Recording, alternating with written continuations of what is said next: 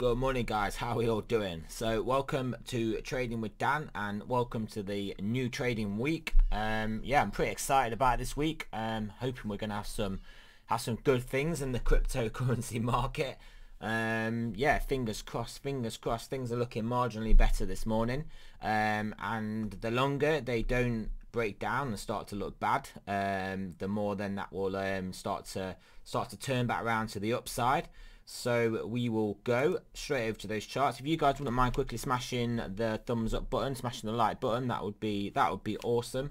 And right, so let's have a look. So yeah, 4 hour chart. So this is not looking too bad here. We obviously broke above the resistance, got rejected, but we are still holding in this support zone. So if we can get back above and start closing candles basically above, start closing 4 hour above candles above the 9,200, I think it will start to look pretty constructive, and I think we will start to float our way back up to the next level of resistance and then potentially play out that zone. Stock markets did take a bit, the futures did take a little bit of a tumble, which is, it's just good really, because Bitcoin hasn't really taken a similar tumble. So that's obviously good to see. Gold and silver pushing up, so maybe Bitcoin's going to start correlating with gold and silver a bit more. Maybe the dollar is a bit weaker as well. But yeah, all in all, yeah, stocks have a push up from here. Now they've had a bit of a sell-off. That could be a bit of upward bias for us, or upward pressure. So yeah, but all I'm really looking at is first things first. Bitcoin's first task is to basically get above and hold above this 9,200. Let's hope we don't start to form an ascending channel that we break down for. Let's hope we can just get some bullish action and get back in business. So let's have a look at the 12 hour.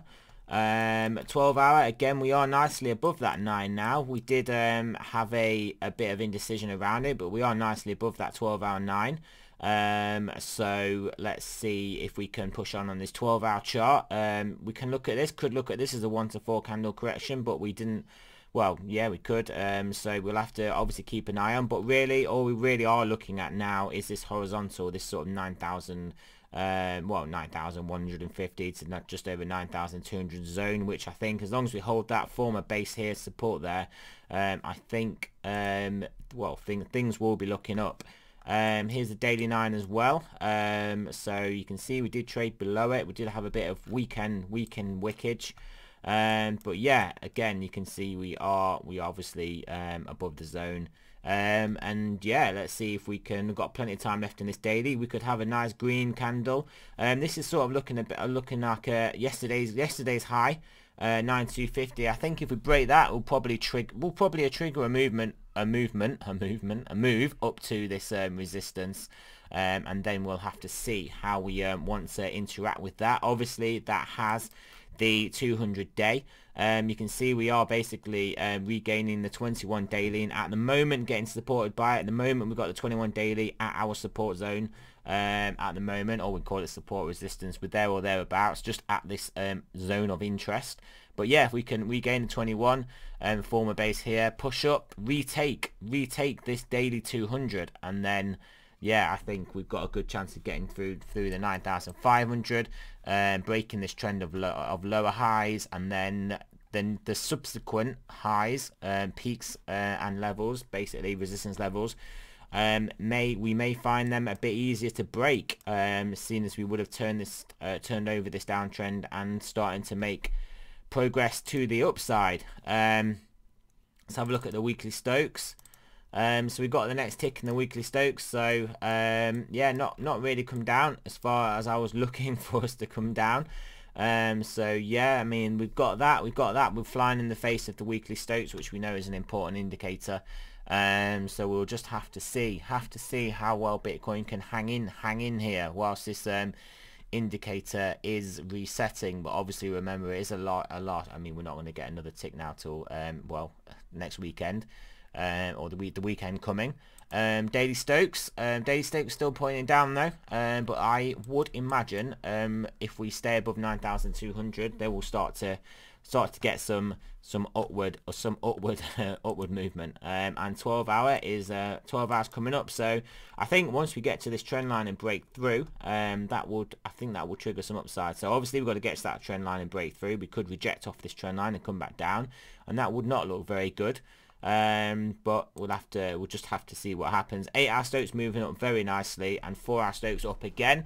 If we can get up to this bullish control zone in the 4-hour Stokes, I think that obviously feeding through for the 8 and the 12 would get us some nice upward movement. Yeah, and don't forget we have got the daily and the 12-hour 9s, potentially just reversing our overall downtrend potentially.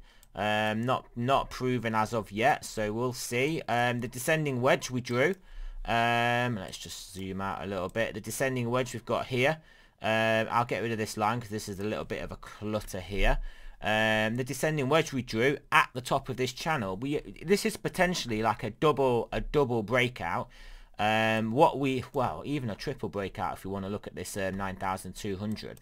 How we can view this, let me just get rid of these Stokes. How we can view this is we've got this descending trend line, this descending channel, which we really did do our best with to break out of, and we are out of and staying out of, which is obviously good. We've got this smaller time frame descending wedge, or channel, however you draw it, but I think it does definitely look more like a wedge, which we are breaking out of, which gives us a nice potential target to the upside of basically around this resistance. Obviously the target of this descending channel is literally around the 10,000. The target of this one is around the 9,500, and also if we break above and hold above this 9,200 important horizontal as well, then that is another bullish factor. So we have got bullish factors lining up here. We have got the daily and the 12-hour 9 as well that potentially have called a low in this immediate move here.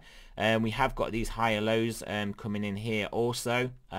So I am pretty optimistic, as you can probably tell. I'm pretty upbeat about this trading week, and I think we could go into a phase where even if stock markets aren't doing so well, maybe because of whatever earnings come out and whatnot, we've got big earnings this week, whatever earnings come out, I think we've got Microsoft and Tesla are the ones of note. Tesla's on the 22nd, so I will be watching that closely, just with a pure fascination on just price action, just results, just companies reporting reality, just the general market shenanigans that sometimes I like to step back and observe, even though we're involved in cryptocurrency and he's way more wild than Tesla. But at the moment Tesla is more wild than us, so it is definitely something to look to take a sort of fly in the wall perspective from. Look at all the headless chickens running around, all the psychology, all everything that's going on in Tesla is the sort of things that we do get in Bitcoin, especially when we had our run to 20k, and what we could have coming up for us in Bitcoin. We could have similar sort of mindset psychology setting in if Bitcoin starts to go a bit nuts. So definitely worth just observing the whole Tesla situation. Because at the moment, obviously, if you guys aren't involved or as involved in Tesla as you may or may not be in BTC or in anything, observing Tesla right now could give you a bit of perspective for when BTC potentially has a similar price action, and then you can maybe relate back to how you viewed it from a more detached perspective, rather than how you will be viewing Bitcoin whilst you're fully involved. And anyway, to be honest, a lot of these altcoins, DeFi alts generally, are starting to look Tesla-esque anyway. So if you're involved with those, I mean, you can probably tell this is partly why I'm upbeat as well, because they're just mooning, like literally just mooning. So yeah, how long it will last, I don't know, but what I do kind of know, in inverted commas, if Bitcoin breaks up and starts getting bullish, I don't think it can be bad for these alts, put it that way. I don't think it can be bad, and yeah, so we'll see what happens there. But yeah, all in all, looking potentially good here, guys, looking potentially good. and also yeah, also look out for my my weekly update on our list of about 30 altcoins. A couple more added to the list that I've added, and yeah, and we'll have that update, and then we'll have the Binance update. And I'm considering basically using the Binance 1 Bitcoin to 2 Bitcoin challenge, extending that to Binance and MXC, because a lot of the coins I like and that are doing a lot of damage to the upside are on MXC as well. So maybe if I split between the two, we can get a better representation of and some better moves and some better profits and some better diversification, and yeah, some just better all around. So I'll look into setting up a YouTube MXC account. So yeah, so right, there we go, guys. Thanks for listening. Remember, this is not a financial advice. I'm not a financial advisor. Let's have a good week of trading, guys. Let's have Bitcoin finally breaking out of this range to the upside. Fingers crossed. But like I've said to you guys in the past, if we break to the downside, I am viewing it well, at least to around the 7k regions as a buying opportunity, where I can just start buying more coins, start stocking up on the coins that I'm buying now, and yeah, and then wait for a bull run from a lower base. So we'll see. But obviously, if we break down from 7k, then obviously we will have to basically abandon ship. But anyway, so thanks for listening, guys. Remember, it's not a financial advice. Again, I'm not a financial advisor. Hit that like button, hit that subscribe button, and I will speak to you guys soon with the altcoin updates.